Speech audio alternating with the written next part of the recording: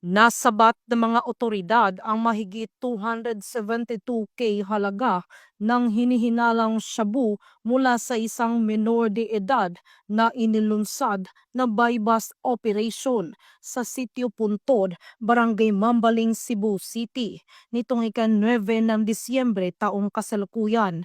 Kinilala ni Police Major Michael John Arandia, Station Commander ng Police Station 11, Cebu City Police Office.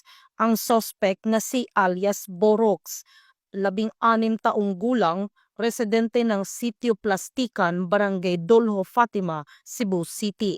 Dakong alas 12:05 na madaling araw nang magsagawa ng buy-bust operation ang operatiba na kung saan naaresto ang nasabing suspect.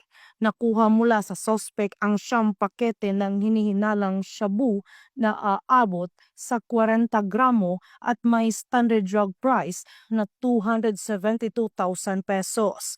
Pink sling bag na ginamit bilang lagayan ng mga illegal na droga at buy-bust money.